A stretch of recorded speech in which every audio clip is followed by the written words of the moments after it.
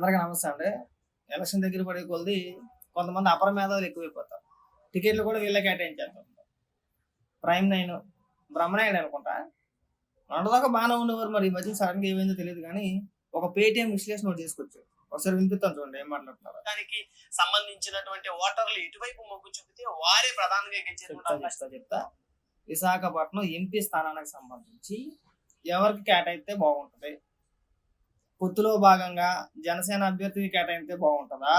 లేదంటే టీడీపీ అభ్యర్థి అయినటువంటి భర్త గారికి కేటాయిస్తే బాగుంటుందా? ఒకవేళ భర్త గారికి కేటాయిస్తే ఎన్ని ఓట్లు పడతాయి? లేదంటే జనసేనకు ఇచ్చేస్తే కనుక ఎంత మెజార్టీ గెలుపుతారు? ఆయన చెప్పే ఉద్దేశం అది. ఆయన ఏం మాట్లాడినా ఒకసారి వినిపిస్తాను చూడండి. ఉంటాయని చెప్పొచ్చు. ఆ ప్రధానంగా చూస్తే కాంగ్రెస్ పార్టీకి, వైఎస్ఆర్ కాంగ్రెస్ పార్టీకి నిన్న మొన్నటి వరకు కూడా బీసీ సామాజిక వర్గం పెద్ద ఎత్తున మద్దతు ఇచ్చిందని చెప్పొచ్చు. 2019 ఎన్నికల్లో గీతాంస్ కాలేజీకి సంబంధించినటువంటి భారత్ ఇక్కడ నుంచి పోటీ చేసి కూడా ఓటమి చెందిన పరిస్థితి ఉంది. అయితే ఇక్కడ కనుక ప్రధానంగా చూస్తే తెలుగుదేశం పార్టీ సింబల్ దాదాపు 4 సార్లు ప్రజలు ఇక్కడ తెలుసుకునే పరిస్థితి ఉంది. అయితే వచ్చే ఎన్నికల్లో సైతం కూడా టీడీపీ జనసేన కూటమిలో జనసేన పార్టీ కనుక ఇక్కడ నుంచి పోటీ చేసి గెలిచే అవకాశాలు ఉంటాయి. ఎందుకంటే 2019 ఎన్నికల్లో జేడీ లక్ష్మీనారాయణ జనసేన పార్టీ అభ్యర్థిగా పోటీ చేసి పెద్ద ఎత్తున ఇక్కడి నుంచి అయితే పోటీ ఇచ్చినటువంటి పరిస్థితి అయితే ఉంది.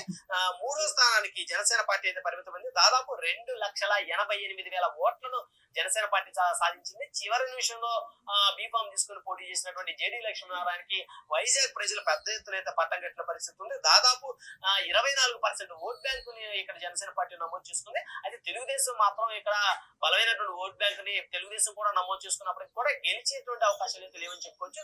అయితే ఇలాంటి విశ్లేషణ చెప్తే ఒళ్ళు మండిపోతా ఉంటుంది. ఎందుకంటే మనోడు చెప్పిన లెక్కే 2019లో తెలుగుదేశానికి ఎన్ని ఓట్లు వచ్చినాయి, జనసేనకి ఎన్ని ఓట్లు వచ్చినాయి ఒకసారి ఇక్కడ లెక్క చూసుకుంటే మనకు క్లారిటీ వచ్చేసి వచ్చింది. ఇదిగో నేను కాదు ఇక్కడ ఫోటో డిస్ప్లే చేస్తా. ఎంవివి సత్యనారాయణ గారికి 4,36,906 ఓట్లు వచ్చింది. తెలుగుదేశం అభ్యర్థి అయినటువంటి భరత్ గారికి 4,32,492 ఓట్లు వచ్చింది. జేడీ లక్ష్మీనారాయణ గారికి జనసేన అభ్యర్థి 2,88,000 ఓట్లు వచ్చింది. 2,88,000 ఓట్లు వచ్చిందంటే బలమైన అభ్యర్థి అంట జనసేన తరఫున. అంటే ఆయన చెప్పేది ఇక్కడ 4,32,000 ఓట్లు. వైఎస్ఆర్సీపీ పార్టీ ఎంపీకి ఏమో 4,36,000. తేడా ఎంత అంటే 3,000 ఎక్కువ, 3,000 ఓట్లే. అంటే మెజారిటీ 3,000 ఓట్లతో ఆయన గెలిచాడు. ఎంత వైసీపీ అభ్యర్థి. ఎక్కడెక్కడ తెలుగుదేశం ఓట్లు చెప్పట్లేదు చూడండి. దీన్నే పేటీఎం విశ్లేషణ అంటారు. బ్రహ్మనాయుడు గారు మీ పైన ఒక మంచి అభిప్రాయం ఉంది. మీరు అనవసరంగా ప్యాకేజింగ్ కోసం కక్కుర్తిపోవడం, ఇంకో దాని కోసం కక్కుర్తిపోవడం, ఈ పనికి మన విశ్లేషణ చేయొద్దు దయచేసి. సీట్ల కేటాయింపు అనేది అధినాయకులు ఇష్టం, వాళ్ళు చూసుకుంటారు. మీరు డిసైడ్ చేసే మాకంటే వాళ్ళకి ఇస్తే బాగుంటుంది, వీళ్ళకి ఇస్తే బాగుంటుంది, వీళ్ళైతే గెలిచేస్తారు చెప్పుకోవడానికన్నా సిగ్గు ఉండాలి. మళ్ళీ మీరు జర్నలిస్టు. ఇప్పుడు జనసేన అభ్యర్థికి వచ్చిన ఓట్లు చెప్పారు, తెలుగుదేశం పార్టీ అభ్యర్థికి వచ్చిన ఓట్లు ఎందుకు చెప్పట్లా నువ్వు? గెలిచిన అభ్యర్థికి ఎన్ని ఓట్లు వచ్చినాయి, భరత్ గారికి ఎన్ని వచ్చినాయి, అలాగే జనసేన పార్టీని పోటీ చేసిన ఆయనకి ఎన్ని వచ్చినాయి? ఆ 3 కూడా లెక్కలు చెప్పి విశ్లేషణ చెప్తే బాగుంటుంది. మీరు కూడా ఆ పీటీఎం బ్యాచ్ లో జాయిన్ అయిపోయి పొద్దున్న చెడగొట్టాలనో, లేదంటే కార్యకర్తలను రెచ్చగొట్టాలనో, 2 పార్టీల మధ్యన విభేదాలు సృష్టించాలనో ఇలాంటి పనికి మన లోకల్ విశ్లేషణ చేయమాకండి. మీ మీద ఎంతో కొంత గౌరవం ఉంది, అది నిలబెట్టుకోండి. ఇలాంటి పనికి మన విశ్లేషణ చేయమాకండి. చాలా చండాలంగా ఉంటుంది.